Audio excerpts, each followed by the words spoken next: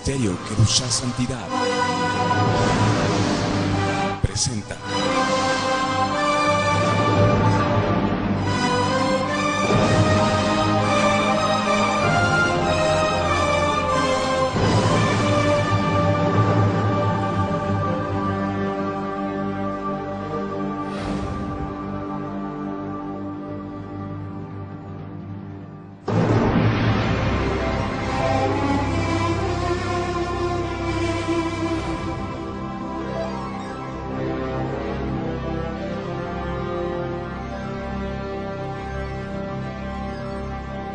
Misterios y Enigma. Ay, Dios mío. Me salto del tigre. Evelo Shalom Alejem para todos ustedes, amigos televidentes. Este es su programa Misterios y Enigmas. Un programa que le ha dado la vuelta al mundo en la enseñanza de la palabra de Dios. Y una vez más estamos muy contentos de tenerles a ustedes en sintonía en toda Latinoamérica, Europa, África y Asia, donde llega este programa, que se hace acá en el Ecuador y que se difunde también a través de Cadena del Milagro Internacional desde Puerto Rico y también desde la República del Salvador y, cómo no, desde Venezuela. Quiero comenzar nada más este programa saludando a mis amigos y hermanos y pastores, consiervos, el doctor Yatensi Bonilla. ¿Qué tal, Che? ¿Cómo andas, Yate? Muy bien, aquí contento en compañía de mis amigos para reflexionar más sobre temas candentes en la actualidad. Temas que ya vamos a saber cuáles son los que vamos a reflexionar. Claro. Y quiero también saludar a mi compañero de equipo en el fútbol, a mi marcador, a mi puntero derecho, Arturo Norero. ¿Qué tal, Che? ¿Cómo andás? Muy buenas noches, David Yatensi, mis amados amigos y hermanos en todo el mundo. Qué gusto poder nuevamente estar aquí para escudriñar y entrarnos profundamente en la palabra de Dios. Y hoy tenemos un programa espectacular que usted no va a querer perdérselo. Porque hay unos rumores ahí que andan diciendo que mi Señor y Salvador Jesucristo tuvo un affair con María Magdalena, y eso vamos a estar hablando en este programa. Así que sintonícenos y no se atreva a cambiar de canal, porque este programa, le prometemos delante del Señor, va a estar buenísimo. Pero antes, quiero preguntarle a Yatensi, ¿por qué no ha ido a jugar fútbol con David y conmigo? ¿Cómo así te has perdido estos partidazos de fútbol, Yatensi? Bueno, me gusta jugar con figura de fútbol. Me han dicho que ustedes son, me han dicho que ustedes son los goleadores. Sí. Si ustedes son los goleadores, ¿cómo serán los otros compañeros? Y siempre ganamos, gracias al Señor. Yo siempre le decimos a la gente, no se metan con los ungidos de Dios. Y siempre ganamos, gracias al Señor. Y ahora que lo dice Yatensi, ¿cómo será? No jugamos contra inválidos, ni cojos, ni nada por el estilo. Y son personas que juegan muy bien. Claro que sí, ganamos y por goleada, que es lo más impresionante. Lo que preocuparía, ¿qué sería que pasara si fuera el arquero Yatensi? ¿Viste? Eso, ahí sí que goleamos por más todavía, por más cantidad. Pero qué cosa. Che, yo estoy pensando, yo me preguntaba, Arturo, en algún momento se lo hicimos esta pregunta a Yatensi, ¿cómo era tu vida antes de conocer a Arturo en especial? Y también a vos. Claro, también a mí, claro. Va a ver. No, va, Hecho el inocente. Cuéntanos, capaz que tu vida no tenía esa sazón, ese gusto de tener la vida ahora que Dios te ha bendecido conociéndonos a nosotros, Yatensi. Ahora que te persigue la gente en la calle, pero no para matarte más que para saludarte. No, o sea, yo agradezco a Dios, realmente lo quiero decir en público, por la amistad con ustedes, porque ustedes son personas muy íntegras. Son dos personas que yo siempre he dicho a la gente, muy sanas, muy auténticos, y son lo que son, no tienen que esconder nada. Tienen ministerios muy lindos, ministerios muy hermosos, la gente los quiere mucho, en todas partes que voy preguntan por Arturo y por David, y yo me gozo que la gente pregunte por ustedes, porque la gente discierne que son personas muy buenas, y realmente así son mis amigos, gente muy, muy transparente e íntegra, sabios, pero los quiero mucho. Y así ha sido tu vida ahora, más tranquila, más calmada, ahora que nos conoces. Mejor no respondo. Bueno, mis amados amigos, eso es lo hermoso de tener este tiempo. Dios nos ha permitido estar juntos para escudriñar la palabra de Dios, para instruir al Ecuador y al mundo entero. Recuerda, el mundo, que este es un programa retransmitido en vivo desde Quito, Ecuador, al mundo entero. Bueno, mis amados, ahora sí, vamos a adentrarnos en el programa de hoy. Tenemos un programa contundente que va a ser de gran bendición. ¿El Código Da Vinci o la Biblia? Pues usted va a aprender a decidir, y justamente vamos a ver un video. Y después del video comentaremos sobre lo que enseñan estos programas internacionales en cable y qué dice la Biblia refutando todo argumento y toda altivez que se levante contra la palabra de Dios. No se vayan, que continúe este programa Misterios y Enigmas de la Biblia. Gracias por estar en sintonía.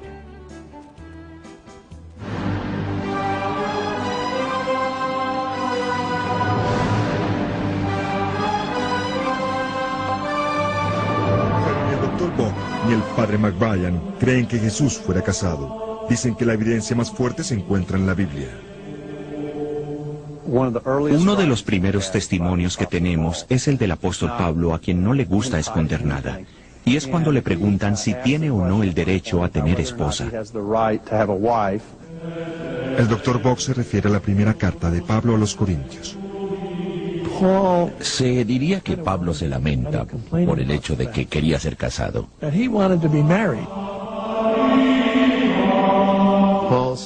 San Pablo dice, no tengo derecho a tener esposa como los hermanos de Jesús o como los otros apóstoles, incluyendo a Pedro. Si Jesús estuviera casado, él hubiera dicho, no tengo derecho a tener esposa como Jesús. No dice eso. No obstante, el novelista Dan Brown afirma que la evidencia de que Jesús era casado y casado con María Magdalena es aún más convincente. En su investigación, ¿en dónde encontró la información que lo llevó a creer que ella era en realidad la esposa de Jesús? En ese tiempo de la historia, si un hombre judío joven no era casado, se hubiera mencionado. Eso era prácticamente un pecado. Sin embargo, no hay mención de ese hecho. Dentro del judaísmo en el siglo I no era posible no ser casado. La norma era el matrimonio. Ni siquiera existía una palabra para soltero en su idioma. Margaret Starbird es la autora de varios libros en los cuales Dan Brown confió al escribir el Código da Vinci, pero ella no es erudita bíblica ni teóloga. Era obligación de un padre encontrarle esposa a su hijo antes de que el joven cumpliera 20 años. Entonces casi no se sabía de un hombre que no estuviera casado en el judaísmo. Pero la situación no es tan evidente como Starbird y Brown quisieran que creyéramos. Aunque sí hubiera sido poco usual que un judío fuera soltero, no era inaudito. Los llamados pergaminos del Mar Muerto, encontrados en estas cuevas en el desierto en las afueras de Jerusalén, lo dejan muy en claro. Esta era una comunidad completa de hombres judíos jóvenes que dedicaron su vida a Dios. Y los pergaminos parecen decirnos que todos eran solteros y célibes.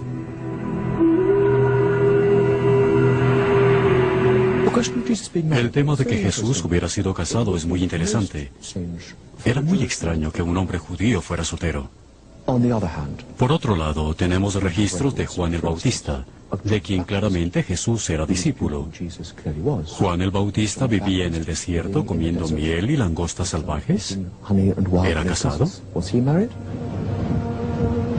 Existe una teoría de que las personas que escribieron los pergaminos del Mar Muerto, los esenios, que eran célibes, influyeron en Juan el Bautista. Sí, por lo menos algunos de los esenios en Qumran eran célibes, y parecen haber influido en Juan el Bautista, Jesús y Pablo. ¿Por qué el mismo Jesús no pudo ser célibe? Pero Margaret Starbird indica otras piezas de lo que llama evidencia en las propias escrituras cristianas, el Nuevo Testamento. Aunque la Biblia no dice abiertamente que Jesús era casado, ¿usted dice que está escrito en forma cifrada y secreta? Sí. Starbird dice que los hechos están ahí, si se sabe en dónde buscarlos. Un lugar es la historia de los evangelios sobre una mujer llamada María Magdalena, que unge los pies de Jesús con aceite y lo limpia con su cabello. Margaret dice que la unción es idéntica a otros rituales antiguos de la región que incluían la unción de los reyes. Es un ritual de matrimonio. La unción del rey era en realidad el rito nupcial. Era prerrogativa de la novia real ungir a su esposo y luego se iban al aposento nupcial. Entonces este antiguo rito litúrgico en toda esta región del cercano oriente se celebra en forma casi exacta en los 4 evangelios. Pero la Biblia no dice que la mujer que unge a Jesús es María Magdalena. La llama María de Betania.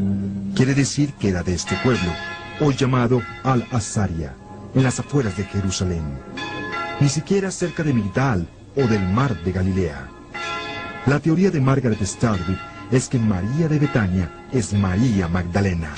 Según ella, La palabra Magdalena no se refiere al lugar del cual es oriunda. Es una especie de título que los escritores de la Biblia le dieron.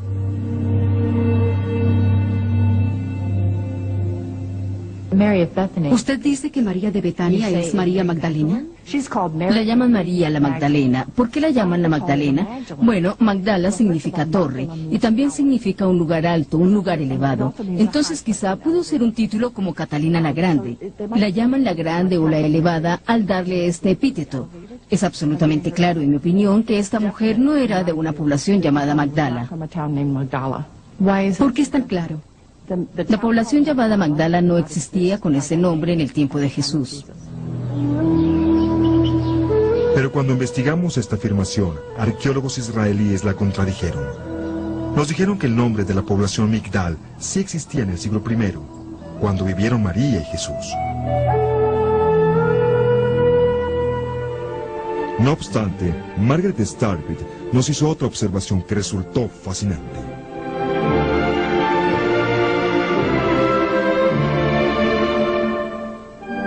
En el Evangelio según San Juan, María Magdalena llora sola en el jardín cerca de su tumba, cuando la sorprende a alguien que resulta ser el resucitado Jesús.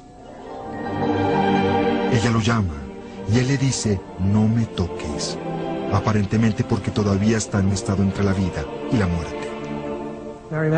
Ella quería abrazarlo y él le dijo, no me toques, aún no he ascendido a donde mi Padre, es decir, había entrado en una nueva forma de existencia. Esta escena ha sido dibujada una y otra vez por grandes artistas occidentales bajo el título Noli me tangere, en latín, no me toques. Pero las versiones más antiguas de los evangelios, escritas en griego, dicen algo un poco diferente. El griego en realidad dice no me estreches, que es un verbo mucho más íntimo. En otras palabras, ella lo abraza y él dice no me estreches. ¿Y esa clase de abrazo hubiera sido poco usual si no fuera entre un esposo y una esposa? Sí, porque tenían tabúes respecto a que una mujer tocara a un hombre que no fuera su esposo. Por eso era escandaloso. Pero Daryl Buck dice que esto no sugiere que Jesús y María fueran marido y mujer. Es un acto espontáneo de devoción, sin preocuparse por la opinión de los demás respecto a lo que ella hace. La mayoría de eruditos bíblicos con quienes hablamos está de acuerdo con el concepto de Daryl Buck. Pero hallamos uno que cree que la escena en el jardín podría indicar una relación íntima entre María Magdalena y Jesús. Ella no se acercó a tocarlo con los dedos diciendo, sí, eres real. Quería abrazarlo. Y no hay nada malo en eso. De hecho, si alguien llegara ahora y dijera, tenemos evidencia incontrovertible de que Jesús era casado, ¿adivinen con quién? Yo diría que la opción segura es María Magdalena. Si era casado, era obviamente... Tenía que ser ella. Con María Magdalena.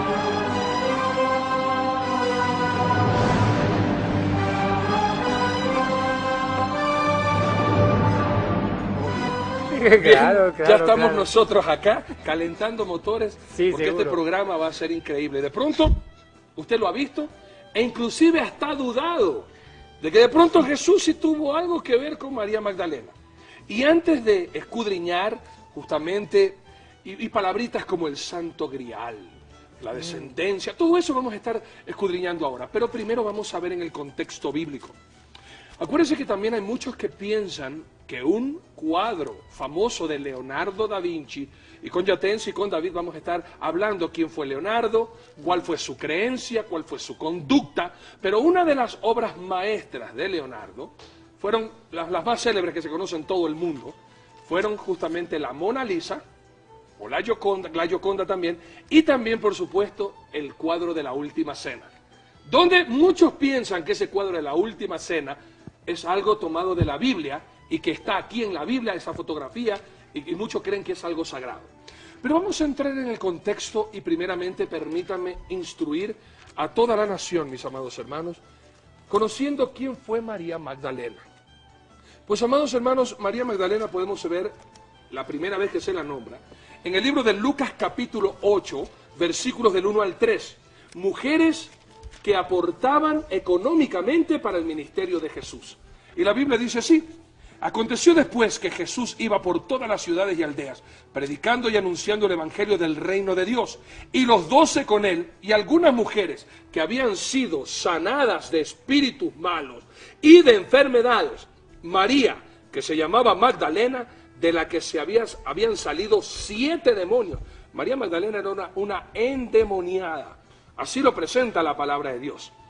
Y de ahí hay algunos relatos referentes a María Magdalena. Se la nombra aquí y se la vuelve a nombrar en la resurrección. Y quiero dejar algo bien claro referente a la Santa Cena. Por favor, si usted me acompaña en el libro de Mateo. Y vamos al capítulo 26, por favor. Permítanme leer versículos del 17 hasta el 20. Usted puede leer todo el capítulo, pero quiero puntualizar para ver si María Magdalena estuvo o no, bíblicamente, en la última cena. Porque hay muchos que piensan que en la última cena de Leonardo, el que se sienta a mano derecha de Jesús, ese que está afeitado, no es un hombre, sino es la misma María Magdalena. Y como acabamos de ver, también que María Magdalena tenía autoridad sobre los apóstoles y que ella era la que dirigía a los apóstoles. Permítame leer entonces esto, por favor. El primer día de la fiesta de los panes sin levadura, vinieron los discípulos a Jesús diciéndole: ¿dónde quieres que preparemos para que comas la Pascua? Y él le dijo: ir a la ciudad de cierto hombre y decirle: el maestro dice, mi tiempo está cerca, en tu casa celebraré la Pascua con mis discípulos. Y los discípulos hicieron como Jesús les mandó, y prepararon la Pascua. Cuando llegó la noche se sentó a la mesa con los 12. Con los 12. Nunca menciona que había alguien más, y quien preparó la cena fueron los mismos discípulos, porque así había mandado el maestro. No estuvo María Magdalena. Y se la vuelve a nombrar a María Magdalena, mis amados hermanos. Si fuera tan amable y me vuelve a acompañar al libro de Marcos, por favor. Y vamos a ver en el capítulo 16, versículo 9 al 11, dice así: habiendo pues resucitado Jesús por la mañana, el primer día de la semana, apareció primeramente a María Magdalena, de quien había echado 7 demonios. Yendo ella, lo hizo saber a los que habían estado con él, que estaban tristes y llorando. Ellos, cuando oyeron que vivía y que habían sido vistos por ella, no lo creyeron. Pues bien, en esta primera parte, vamos a centrar bien lo que acabamos de ver en este video de un reconocido programa internacional que a veces presenta programas bíblicos muy buenos, pero a veces quiere contradecirlo todo con esta presentación que acabamos de ver. Yatensi David. Primeramente quisiera entrar en este contexto, Yatensi. Tú viste el video que acabamos de presentar. María Magdalena, ¿será que, de acuerdo a este video, tenía jerarquía sobre los otros 12 apóstoles? Bueno, mire, Arturo, todo esta confusión o este dicho de que María Magdalena era como la amante o la novia o la amiga secreta de Jesús, siempre ha sido un tema que se ha discutido durante varios siglos. No es un tema nuevo. Pero el tema fue resucitado con mucha violencia, con mucha fuerza, a través de esta famosa obra que se llama El Código Da Vinci, que es precisamente lo que vamos a hablar en este programa, sobre el Código Da Vinci, si este libro es original o dice la verdad. Ahora, permíteme dar unos principios generales sobre el Código Da Vinci. Es una obra literaria. El escritor no es un experto en Biblia ni en papirología, no es un experto, no tiene ningún PhD, doctorado en ciencias religiosas, no sabe nada de contenido bíblico ni teológico, es un literato.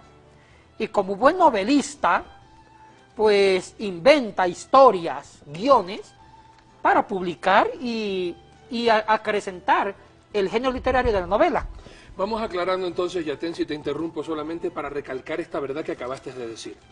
El Código Da Vinci no es un libro histórico, no es un libro para referencias, es simple y llanamente un cuento o una novela literaria. Mira, acá se cumple algo, ¿me permitís con todo respeto?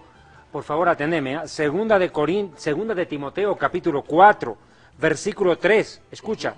Porque vendrá tiempo, y este es el tiempo, en cual no oirán la sana doctrina, sino que teniendo comezón de oír, se amontonarán maestros conforme a sus propias concupiscencias, y apartarán de la verdad del oído, y escucha, y se volverán a las fábulas, a las novelas. Eso es lo que está pasando. Sí, lamentablemente sí. Ahora, en varias universidades serias, cuando se van a hacer trabajos de monografía o de investigación, hay libros que los estudiantes saben que no deben citarlos como referencia o como cita o como fuente de investigación bibliográfica. Entonces, el libro del Código Da Vinci no se usa en ninguna investigación, o sea, no es un libro de referencia para una investigación seria histórica, porque no es un libro de historia, sino un libro de novela, de ciencia ficción. Eso hay que aclararlo. ¿Qué tipo de libro es? Ahora, lastimosamente, este libro ha tenido tanta aceptación que muchas personas, sin capacidad crítica, analítica, lo han adoptado como si fuera un libro de verdad, como si fuera un libro histórico, y han generado muchas dudas sobre la moral de Jesús, sobre la ética de Jesús, o sobre la relación de Jesús con María Magdalena. Y esta obra ha dicho cosas bárbaras. Blasfemias. Más que blasfemias, mentiras que la pasan por verdad, que son insostenibles, y una de ellas. Y es más, con todo respeto, o sea, han rebuznado sobre varios, pongamos, como los protes de Sion, un ejemplo. ¿En qué se han equivocado, han rebuznado? Decir que el Santo Grial siempre se refiere a la última copa, la copa de la cena de Jesús, y que no era una copa, eran 4, porque claro, se tomaban 4 copas. El arbacosot. Exactamente, estaban 4 copas de vino en la cena de Pascua. Te quiero interrumpir porque ahorita dejaste a muchos en la nebulosa. Hablaste del Santo Grial y hablaste de 4 copas. Por favor, podríamos retroceder el cassette y explicar bien qué es el Santo Grial, específicamente hablado en el Código Da Vinci, y qué son esas 4 copas que acabó de mencionar David, por favor, para que todo el mundo entienda y no se pierda esto. Porque, ¿por qué dijiste tú ese de rebuznar? Para que la gente entienda, quiero que vean la mentira y la farsa, cómo engañan a la gente con un cuento. Imagínense que yo le quiera decir a usted Caperucita Roja y que el lobo era Jesucristo y que toda la gente comiendo y dice, ay sí, mire, se lo comió la abuelita. Por favor, escuchen bien esta aclaración. ¿Qué es el Santo Grial y qué son las 4 copas? Por favor, para que nos instruyan a todo lo que no sabemos. Con mucho gusto, Arturo. Gracias. Los que han leído la novela, esta obra del Código Da Vinci, o han visto la película, recordemos la trama. La trama gira en torno a la última descendiente, que es una mujer, la última descendiente de Jesucristo. O sea, dando a entender que Cristo tuvo un matrimonio o una relación oculta con María Magdalena y tuvieron hijos, y hay una última descendiente que es precisamente una mujer. Y aparecen una serie de muertes misteriosas, pero los que están detrás de esa muerte es un priorato, es como una logia, es como una logia oculta, que ahí se llama el famoso Priorato de Sion.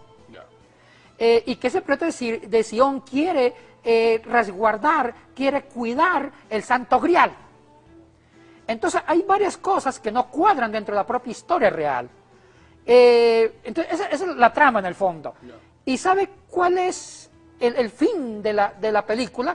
Al relacionar que el Santo Grial no era la última copa de la cena de Jesús, sino que es el sepulcro de María Magdalena. O sea que el Santo Grial es María Magdalena. Y toman una pintura de Da Vinci, una pintura sobre la última cena, donde en esa pintura el espacio que hay entre Jesucristo y María Magdalena, que es como el discípulo anónimo, que no tiene no tiene un rostro ni hombre ni mujer, pero apunta que es una mujer, el espacio que hay entre Jesús y María Magdalena es como una forma de copa. Entonces, muchos intérpretes, como el autor del Código Da Vinci, dice que el Santo Grial se refiere a María Magdalena, y ahora es el sepulcro donde está el cadáver de María Magdalena. Ese es el Santo Grial. Esa es una gran mentira. Ningún erudito serio, ningún arqueólogo o historiador de cristianismo, un experto, un PhD en historia cristiana, va a aceptar esto, porque siempre el Santo Grial, la historia lo refiere precisamente a la copa, a la última copa que se celebró la última cena, y que no fueron 1, fueron 4, por razones, usted más que nadie sabe, David, que eran 4 copas que Son se todavía. tomaban, son 4 copas que se toman de la Pascua. en la celebración de la Pascua. Entonces, el cristianismo antiguo sí le dio como especie de una veneración, que fue una copa, y esa copa se llama el Santo Grial. Entonces, en la novela del Código Da Vinci dice que el Santo Grial no es la copa, sino que es María Magdalena y el sepulcro de María Magdalena. Un error monumental de esa novela, o sea, dando a entender que no conocen de la historia cristiana y no conocen, no saben de la historia del cristianismo y los nombres de los utensilios que el cristianismo ha dado. Segundo gravísimo error, David, muy grave, es que se pegan, no sé cómo decirlo, hay una gran ignorancia, no sé si el autor lo hizo con Deliberada maldad. Deliberadamente, o lo hizo por ignorancia, no lo sé. Hay que preguntarle al autor del Código Da Vinci. Dice que habla de un priorato de Sion, dando a entender que el priorato de Sion nació en la Edad Media, con los templarios. ¿Quiénes eran los templarios? Los templarios sí existieron. Los templarios fueron creados por el mismo Vaticano, por el mismo Papa, en conjunto con los reyes de Inglaterra y de Francia, que eran caballeros, eran nobles, que se iban con un ejército a cuidar el Santo Sepulcro, los lugares santos de Jerusalén. Claro. Y ahí nacieron las cruzadas. Ahí empiezan las peleas con el mundo musulmán. Exactamente, porque hay que recordar que Jerusalén fue conquistada por los musulmanes. Claro. En el siglo VII, en el año 622, cuando Mahoma huye de la Meca a Medina, se levanta el mundo musulmán, un nuevo Islam, alimentado por el profeta Mahoma, y ese mundo musulmán tenía una conquista, era la Guerra Santa. Para ellos la religión mahometana se unía a la conquista. Cada vez que el musulmán conquistaba un territorio, era premiado por Alá, con un cielo sensual, que es el concepto de cielo para los islámicos. Entonces, ¿qué pasa? En el siglo VII se inicia la gran conquista musulmana para conquistar todo el Medio Oriente. Palestina fue siempre la manzana de discordia. Conquistan Palestina, conquista Israel. Gracias. Después el norte de África, Egipto, y después gran parte de África, y se lanzan en el siglo VIII, en el 711, a conquistar España. Conquistan España y se lanzan al año 722 a conquistar Francia. Menos mal que un hombre, un cortesano, el administrador del palacio de Francia, llamado Carlos Martel, reúne un ejército de muertos de hambre, se puede decir, de cortesanos, y enfrentó a los musulmanes en la famosa batalla de Poitiers o de Tours, 722, donde fueron derrotados. ¿Qué hubiera pasado si los musulmanes ganan la batalla? Toda la Europa occidental hubiera sido musulmana. Y por ende América también después. Y después de América, retroceden. Pero ¿qué pasa? Entonces, cuando se conquista todo el Medio Oriente, donde está Israel, la cristiandad de Inglaterra y de Francia, junto con el papado, deciden recuperar los lugares santos. Deciden recuperar Jerusalén, Belén. Deciden recuperar el origen del cristianismo, que está en Jerusalén, eso hay que reconocerlo. Entonces, ¿qué sucede? Ahí forman las cruzadas. Hubieron muchas cruzadas, muchos hablan de 10 cruzadas, otros de 8 cruzadas, que lo organizaban entre los reyes cristianos con el Papa para recuperar los lugares santos. Y cuando recuperaban los lugares santos, nació una pregunta: alguien debe quedarse cuidando los lugares santos para que los musulmanes no vuelvan a reconquistar. Entonces nació los templarios. Los templarios, como dije antes, eran caballeros dedicados, consagrados por la Santa Espada a cuidar a punta de espada los lugares santos. No eran sacerdotes, no, eran nobles casados que se consagraron a Dios para cuidar los lugares santos a punta de espada. Y si tenían que combatir a los musulmanes creando guerras, lo hacían. Y en la obra de Código Da Vinci. Ahí está el problema, está la confusión. El Código Da Vinci da a entender que en ese tiempo del medioevo, siglo XII, siglo XIII, siglo XIV, los templarios fundaron una secta como una logia llamada el Priorato de Sion, que el Priorato de Sion, fundado por los templarios, se encargaban de cuidar los lugares santos y a cuidar el Santo Grial, que para la novela del Código Da Vinci es en María Magdalena y ahorita era el sepulcro de María Magdalena. Y eso es falso, Arturo y David. Porque el priorato de Sion, y escuchen bien, sí existe, pero fue creado recién en el siglo XX. Es de un trasfondo católico. Fue creado en el siglo XX. O sea que el priorato de Sion no tiene nada que ver en el siglo XII, ni XIII, ni XIV. Lo que sí es real son los templarios, pero el priorato de Sion son modernos. O sea que aquí hay otra mentira, entre comillas, que mezcla, pero también entendamos que no es un libro de historia. El Código da Vinci es un libro de obra literaria, es una obra de literatura, de novela, y en toda novela hay mucha mitología. En toda novela se falsea la historia, que es típico de toda novela. Para darle sensacionalismo. Sí. Esa es otra gran verdad. O sea que hay dos grandes, no digamos mentiras, sino hay dos cosas que son insostenibles. Primero, que el Santo Grial no es María Magdalena, sino la última copa de la Cena del Señor. Número dos, que el priorato de Sion no nació en la Edad Media, sino que es del siglo XX. David, en la Biblia dice en el libro de Isaías 53:8, y a propósito aquí quiero recalcar algo, justamente lo que dijo, fantástico, increíble este hombre, cómo Dios lo ha utilizado, un poquitito nomás de esto quisiera tener yo. Pero eso no se nace, eso hay que quemarse las pestañas para estudiar y conocer mucha historia, muchos libros, pero más o menos para ponerlo así criollamente para que lo podamos entender. Los que conocemos Biblia, sabemos que Moisés fue llamado por Dios en la zarza ardiente, estamos hablando de Éxodo capítulo 3, ¿a qué edad? ¿Se acuerda usted? A la edad de 80 años. Pero Hollywood, usted ve los programas de los 10 mandamientos, siempre sale ante el faraón un hombre joven, de aproximadamente 35, 40 años. Lo que conocemos Biblia dice, ve, eso es mentira. Algo así está hablando Yatensi. Este libro del Código da Vinci, y ya vamos a hablar quién fue Leonardo, para que usted vea de dónde comienza a entretejerse esta historia que ofende a nosotros los cristianos. Y también quisiera preguntarle a David, ya mismo nos vamos a un corte y cuando regrese David me va a tener que contestar 2 preguntas. ¿Por qué no se le burlan a Mahoma? ¿Por qué a Mahoma no le dicen que él es gay? Como a Jesucristo sí, no hay problema en sacar una película que Jesucristo andaba con 12 hombres porque era un homosexual. ¿Por qué a Mahoma no se le inventa estos amoríos? Pero a nuestro Señor y Salvador Jesucristo hasta le hacen hijo, y del cual de esta descendencia Leonardo da Vinci también ha sido familiar de Jesús, hermano. Y miren lo que dice la palabra de Dios en el libro de Isaías 53:8, David. Por cárcel y por juicio fue quitado, y su generación, ¿quién la contará? Porque fue cortado de la tierra de los vivientes, y por la rebelión de mi pueblo fue herido. David, quiero dejarte planteado 2 preguntas, tú como judío que crees en el Señor Jesucristo. Inmediatamente volvemos con Yatensi para que nos cuente algo de quién fue Leonardo da Vinci, y endiosado por algunos, pero no conocen quién fue él. David, 2 preguntas quiero dejarte planteadas.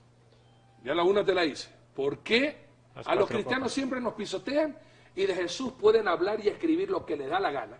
No así con Mahoma o con nada que tenga que ver con el Islam. Y la segunda, fuera del contexto bíblico, ¿qué hubiera pasado si Jesucristo hubiera tenido un hijo y se hubiera casado con María Magdalena, con su descendencia y su reinado?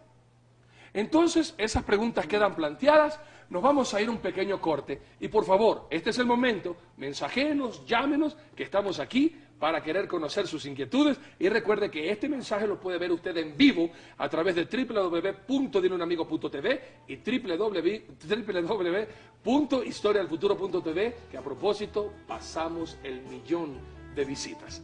Todo para la gloria de Dios. No se vaya, venimos después de este corte con estas 2 inquietudes. ¿Será que de verdad Jesús tuvo relaciones con María Magdalena y tuvo un hijo y que en la actualidad hay una hija? ¿Y por qué razón a los cristianos siempre nos avasallan, nos avergüenzan y hablan tonteras de nuestro Señor? Eso, David Diamond tiene la contestación inmediatamente después del corte.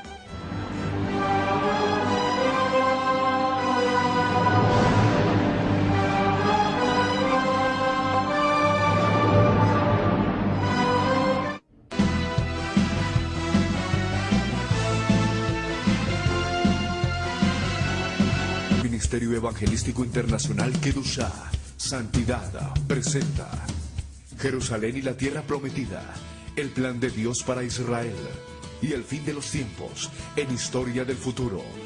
Porque para Dios, el futuro es historia.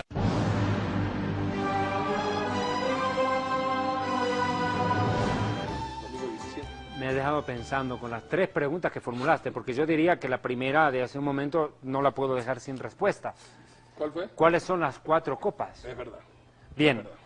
nosotros los judíos cuando celebramos el Seder Pesaj, el servicio de la Pascua, hasta el día de hoy, utilizamos 4 copas de vino. Y cada copa de vino tiene un significado contundente en la palabra. Esto tiene una base en Éxodo 6, 6, 8. Si nosotros vamos a Shemot, al libro de Éxodo, capítulo 6, versos 6 al 8, el Eterno habla con Moshe Rabenu, con nuestro rabino Moisés, y le hace una promesa de rescatar a la nación de Israel de su esclavitud en Egipto. Pero si tú miras en Éxodo 6, 6 al 8, vas a ver que hay 4 promesas dentro de esos 2 versículos. Yo te voy a detener cuando tenga que ser preciso. Por favor, lee. Ok. Por tanto dirás a los hijos de Israel, yo soy Jehová, y yo os sacaré de debajo de las tareas pesadas de Egipto. Y os libraré. Sí, hasta allá está Egipto. Y os libraré de su servidumbre, y os redimiré con brazo extendido y con juicios grandes. Hasta ahí. Mira, acá hay ya 2 promesas. Yo os sacaré de debajo de vuestras tareas pesadas de Egipto. Primera copa de vino. Okay. Segunda copa, y os libraré de vuestra servidumbre y os redimiré con brazo extendido. Segunda copa. Tercera copa, verso 7. Y os tomaré por mi pueblo y seré vuestro Dios, y vosotros sabréis que yo soy Jehová, vuestro Dios, que os sacó debajo de las tareas pesadas de Egipto. Y aquí viene la 4ª copa de vino. 8. Y os meteré en la tierra por la cual alcé mi mano jurando que la daría a Abraham, a Isaac y a Jacob, y yo os la daré por heredad, yo Jehová. 4 copas de vino, cada uno correspondiendo a las promesas que Dios le da a Moisés. Es lo que los judíos llamamos el Arbacosot, las 4 copas.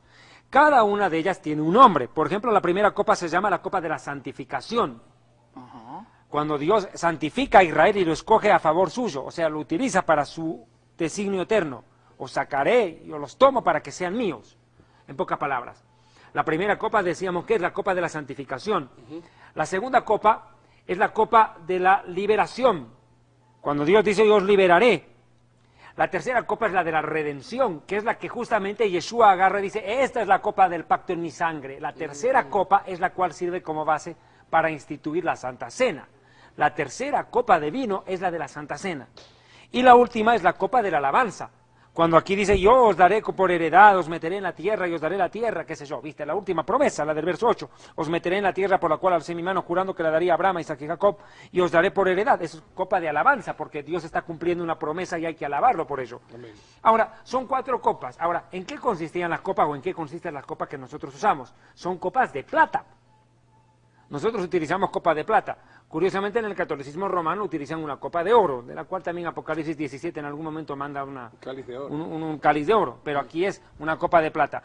Pero si uno mira, el contexto judío de la Santa Cena de Yeshua va hasta la Pascua judía desde Egipto. O sea, aquí el escritor del Código da Vinci, si no sabe de cristianismo, estoy de acuerdo, pero tampoco sabe nada de judaísmo. Está totalmente perdido el hombre. Como yo siempre digo, con todo el respeto, pero parece un ciego en medio de un tiroteo, no sabe de dónde vienen las balas ni de dónde van. El hombre no tiene una base histórica judía, no tiene una base religiosa judía, peor cristiana, ni mucho menos una base de historia general. Porque acá hay una tremenda enredadera entre la realidad, la historia, la ficción, la fantasía, su superstición, el paganismo y no sé qué cosas más habrá mezclado. Y termina formando una aleación, por así decirlo, de tantas cosas metidas en una ensalada rusa, de la cual él mismo no puede digerirla. Es tremendo problema. Y deja la palabra de Dios casi al borde para los blasfemos de la blasfemia misma o de la aceptación de tal blasfemia. Y los que no estudian Biblia caen confundidos pensando que, y comienzan a confundirse y hasta aceptar que eso puede ser verdad. ¿Por qué razón entonces, David, a los cristianos siempre los basuran y a nuestro santo Señor, el único Salvador, el Mesías prometido, el libertador de Israel y del pueblo cristiano, por qué razón se los pisotea y siempre se les inventa y a los musulmanes y a Mahoma nunca se los toca? Yo hay veces tengo en esto algo clave, ¿no? Yo creo que a la iglesia le falta amor por la verdad y pasión por defenderla. De acuerdo. Yo tomo un principio. La palabra de Dios es apologética pura. Pregunto, ¿qué es la apologética? Por si acaso nomás. Definila. Es defender la fe. Bien. Tiene que ver con la defensa. Defender la fe. Me encantó mucho cómo Yatensi empezó el programa. Y yo lo acepto con agrado porque viene de un amigo.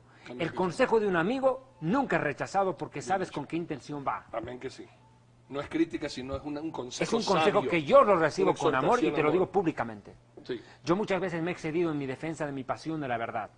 Pero hay veces yo también digo, ¿y por qué no se defiende con semejante ahínco también tanta blasfemia que lanzan contra nuestro Dios? Así es. No, es que Dios va a juzgar. Dios va a hacer. Entonces, ¿qué hacemos nosotros? Espectadores ociosos y cómplices de tanta blasfemia contra nuestro Dios y que atenta a nuestra propia fe. La palabra de Dios a mí me dice en el libro de Judas, capítulo 1, es el único que tiene, verso 3. Amados, por la gran solicitud que tenía de escribiros acerca de nuestra común salvación, me ha sido necesario escribiros exhortándoles que contiendan ardientemente por la fe que una vez ha sido dada a los santos. Hay que contender por la fe, es que no puedes dejar pisotear la palabra, no puedes dejar pisotear la verdad. Lo hemos dicho más de una vez a Yatensi en este programa y en la historia del futuro, el amor no pisotea la verdad, la proclama sin temor. Uno no puede en nombre del amor ocultar la verdad. Yo personalmente muchas veces prefiero pecar de imprudente por decir una verdad que de cobarde y callarme lo que Dios me manda hablar. Bien dicho. Entonces, ¿qué ocurre? A mí la palabra de Dios también me pone un parámetro. En Colosenses me dice la palabra de Dios en el verso...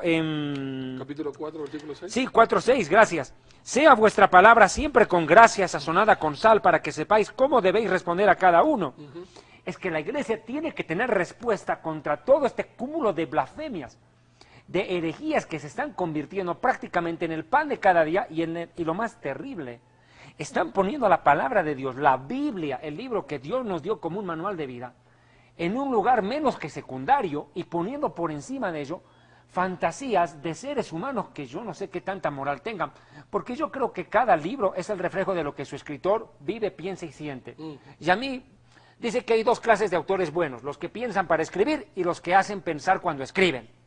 Pero acá realmente me hace pensar en lo que este hombre escribe, porque termino dándome cuenta que el autor del Código Da Vinci tal vez sea un inmoral sexual que simplemente plasma sus instintos en un libro que lo convierte casi en una verdad, por tanto repetírsela, y no porque sea una verdad en sí misma.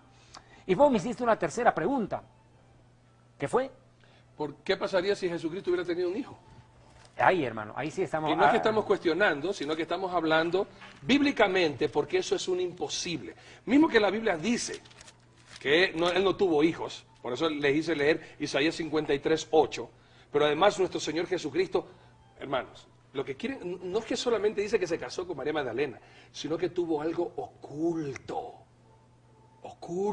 como que mi Señor Jesucristo fue el hipócrita mentiroso y practicante de pecado, que de pronto muchos podrían conocer en algunos religiosos que oculto pueden tener doble vida, oculto pueden vivir en adulterio, oculto pueden tener hijos regados, cuando se les prohíbe inclusive ese acto.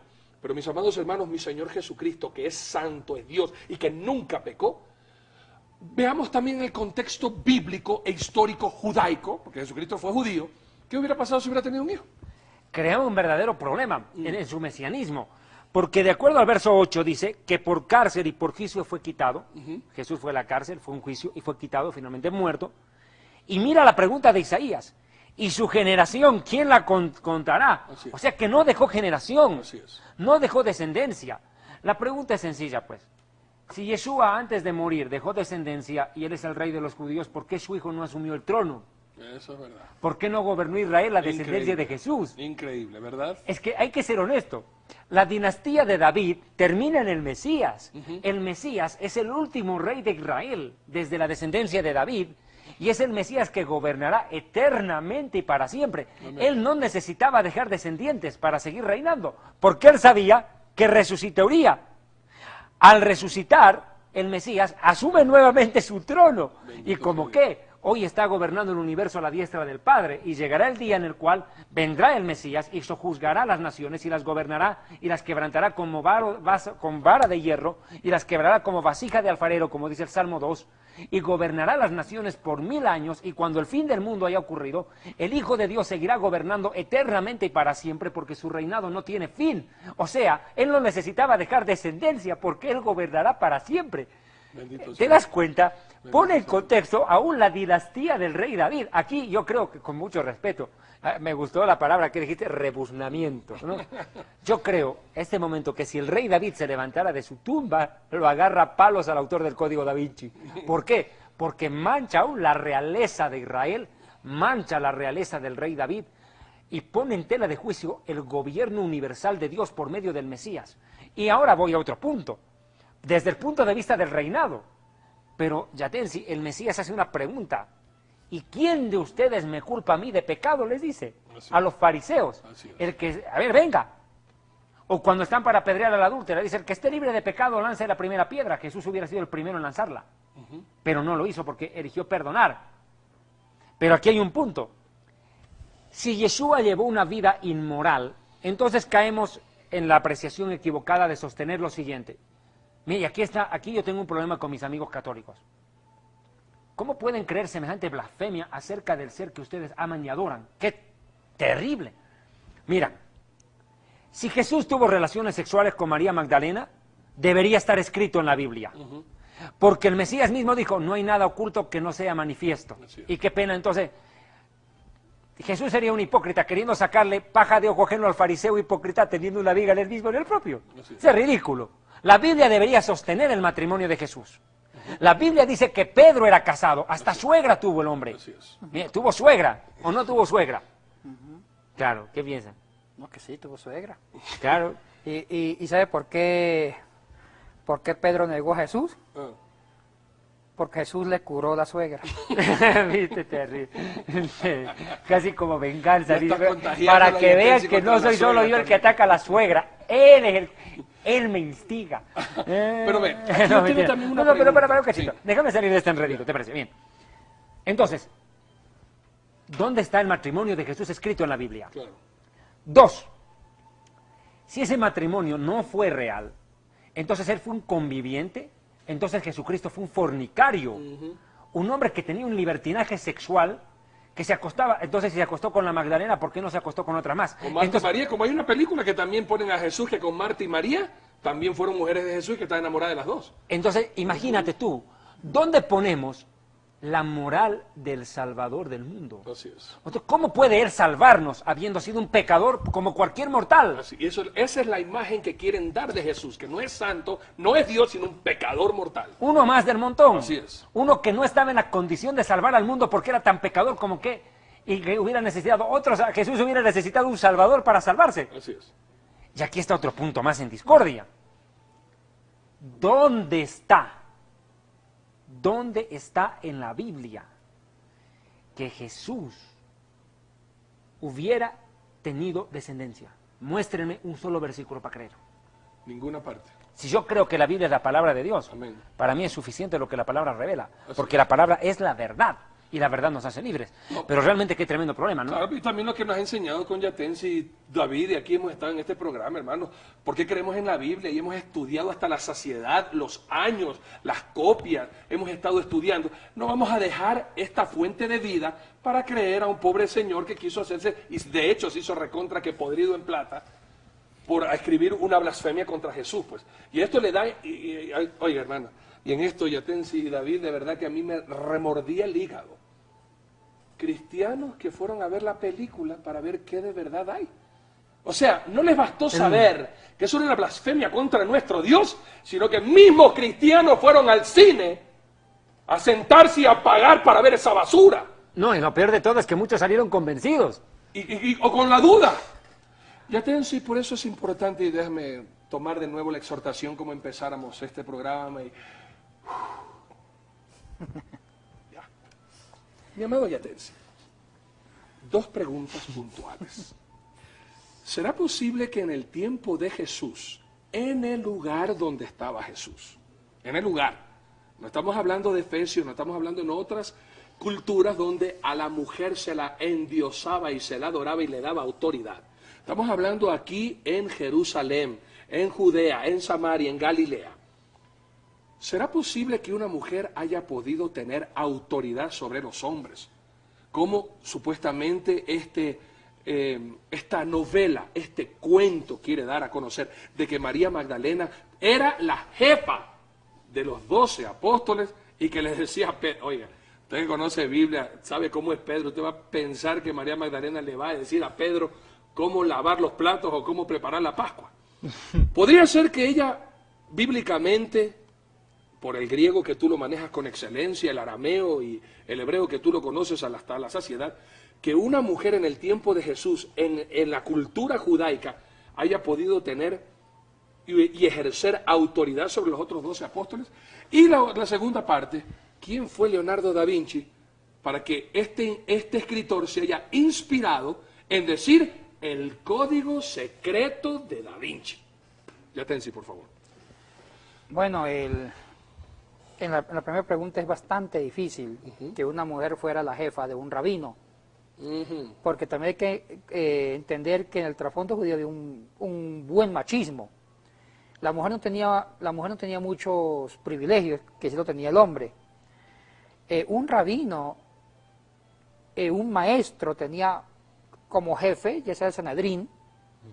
El Sanedrín era el concilio de los 70 ancianos que dirigía a los escribas, a los doctores y a los maestros. O sea, los maestros autorizados, los rabinos, tenían una autoridad que era el Sanedrín, presidido por el sumo sacerdote. No es histórico, no es real que una mujer sea la jefa de un rabino, de un escriba, de un doctor, porque Cristo era un doctor, él era un maestro. Entonces, esto no es probable. Y que le enseñara a los hombres, porque vimos en el video que ella se sienta y todos los hombres, y ella es una maestra. ¿Cabe ese término? Ahora, como vimos en el video. No, la historia y muchos manuscritos antiguos no le dan el estatus de maestra a María Magdalena, sino que María Magdalena simplemente es una figura que fue redimida por Jesucristo. O sea, ¿cuál es la figura o el concepto de María Magdalena según la Biblia, según los evangelios? El concepto es que María Magdalena fue una oveja redimida por Cristo. Sí. Fue una mujer, como todos los seres humanos, que pecó, y Cristo con su corazón de misericordia la perdonó, la restauró y le dio esperanza de vida.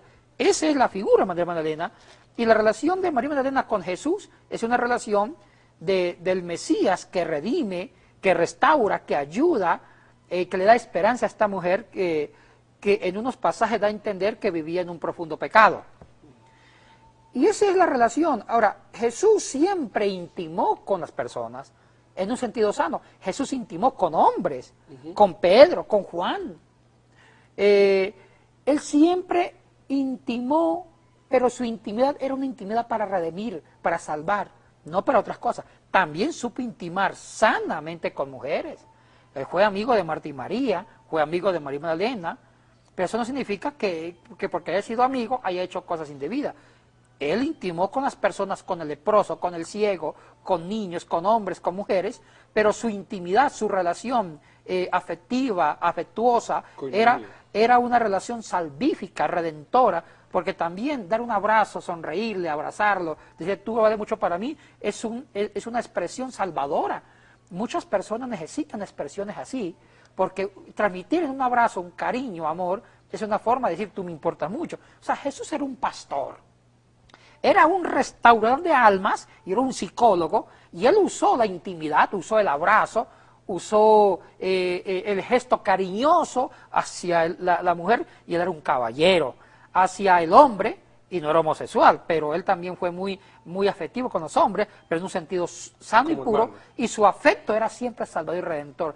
Y aquí hay un lindo mensaje pastoral. Los pastores debemos ser así como Cristo, debemos ser afectuosos, dulces, debemos ser cariñosos, intimar con las ovejas para buscar su salud espiritual, para redimirla, salvarla, porque hay muchas ovejas que están heridas, que más que palabras necesitan una actitud, un abrazo, y Cristo supo de esto. Pero qué pena que muchas personas hayan confundido, hayan malentendido el afecto pastoral de Jesús para decir que tenía algo con María Magdalena. Da mucha pena. Y un consejo, quiero dar un consejo, antes de terminar este espacio, este programa, un consejo.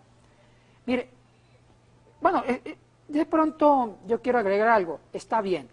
Si Jesús tuvo, bueno, si muchos han ido a ver la película, El Código Da Vinci, no hay problema, pero que la miren con ojos críticos. Yo la vi, la película, pero no para convencerme que lo que dice es cierto, no, sino con una actitud crítica. También leí el libro, para criticar y saber qué es lo que dice, pero también para poder defender, poder enseñar. Hermanos, lean mucho, prepárense, sean críticos, no traguen entero todo lo que digan cualquier persona, o todo libro, toda película. Tengan una mente crítica, y para ser crítico hay que prepararse mucho, conocer muchas cosas para no dejarse engañar por mucha falsa doctrina. Bien hecho. Y una cosita que también quería acotar de María Magdalena, que fue una mujer muy valiente, muy macha, como decimos nosotros acá los ecuatorianos. En el libro de Mateo, capítulo 27, versículo 56, los hombres andaban todos escondidos, pero a los pies de Jesús crucificado estaba María Magdalena, María la madre de Jacobo y de José, y la madre de los hijos de Zebedeo. María Magdalena estuvo ahí al pie del cañón con el Mesías. Nos vamos a un pequeño corte y vamos a regresar inmediatamente con la segunda pregunta que le hiciéramos a Yatensi, y también una acotación de David. ¿Quién es? Pues este famoso Leonardo da Vinci, que a todo el mundo le rinde pleitesía. Venimos enseguida, no se vayan.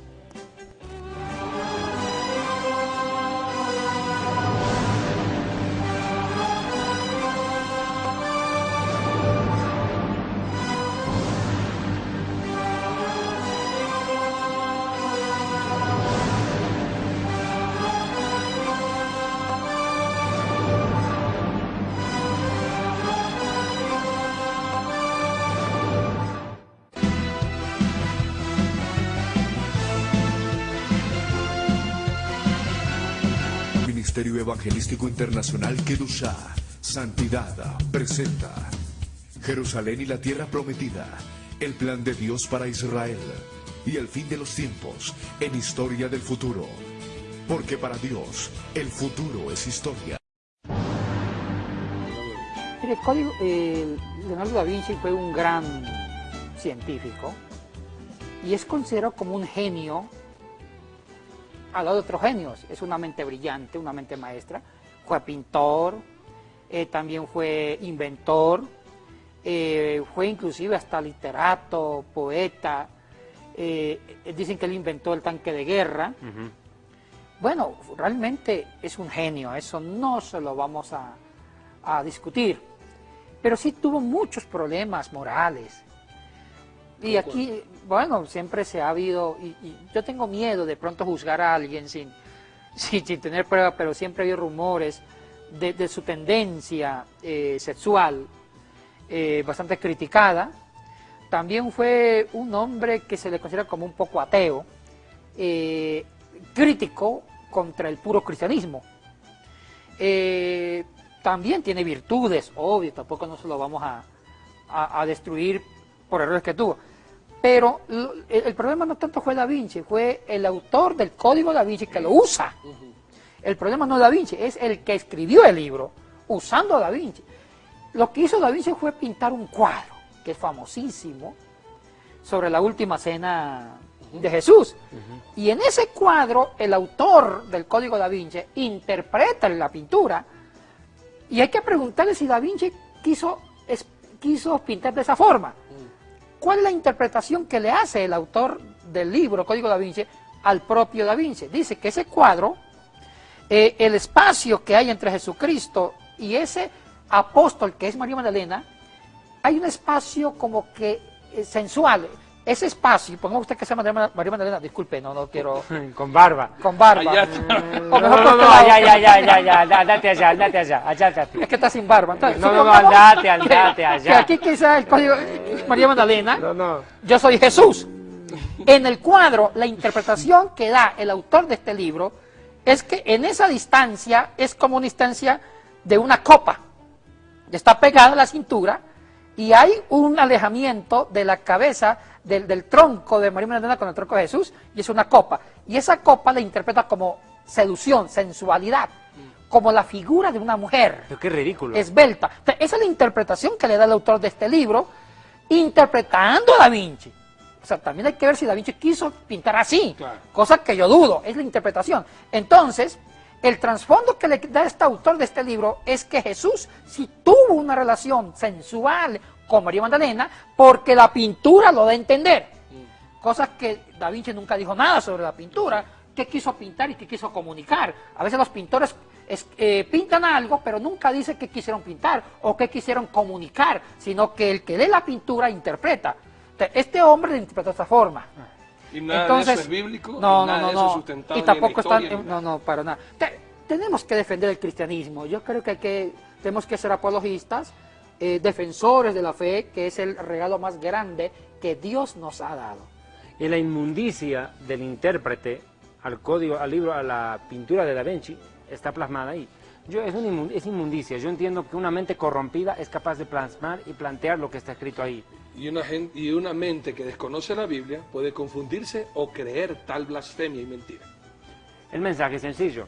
Crea lo que está escrito en la palabra de Dios.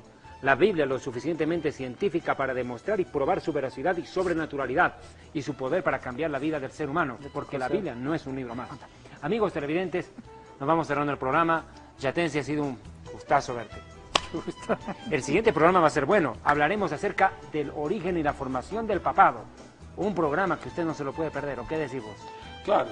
¿Por qué razón Pedro no pudo ser el primer papa? Eso el próximo domingo está bueno. Porque tuvo suegra y hoy en día los papas no la tienen. No, ¿qué más? Un gustazo, Yate. Mire, un gusto estar con ustedes. No, yo canté un chiste, pero no, antes de que lo peguen las suegras. Queda el chiste para la próxima semana. Que Dios les bendiga, tengan un increíble comienzo de semana y que Dios guarde su entrada y su salida. Bendiciones. Permítanme, por favor, hacer uso de unos minutos más de este su programa Historia del Futuro, porque para Dios el futuro es historia. Deseo hacerles conocer de la manera más respetuosa dos anuncios importantes. El libro Historia del Futuro ya está a su disposición en su nueva presentación. Ustedes pueden adquirirlo en su país de origen haciendo un depósito a la cuenta que aparece en pantalla en este momento y nosotros se lo haremos llegar inmediatamente. Segundo anuncio. El programa Historia del Futuro ha tenido una gran acogida y es por eso que quiero agradecerles infinitamente, porque no solamente en Puerto Rico, en la Unión Americana, Guatemala, Centroamérica, han estado nuestros televidentes escribiéndonos en estos meses, sino de lugares tan lejanos en Asia, África y Europa, que están sintonizando este su programa Historia del Futuro, que se difunde por este medio de comunicación, la Cadena del Milagro Internacional, dirigida por nuestro amado consiervo Gille Ávila. Pero, como ustedes entenderán, para poder seguir pagando y sufragar los gastos de producción y de difusión del mismo, necesitamos su cooperación. Si Dios pone en su corazón cooperarnos, por favor, no lo dude, no piense dos veces. Necesitamos de su ayuda urgentemente para poder seguir cancelando los costos que obviamente demandan la difusión de este programa televisivo que tanto interés ha despertado en el mundo entero, porque debido a las enseñanzas escatológicas la gente está despertando, la iglesia está despertando, preparándose en santidad porque Yeshua viene pronto. Amados hermanos, ustedes pueden hacerlo depositando a la cuenta que tienen en pantalla. Muchísimas gracias de verdad por todo su apoyo, por todo su cariño, y si el Eterno lo permite, muy pronto estaremos con ustedes en Puerto Rico. Muchas gracias.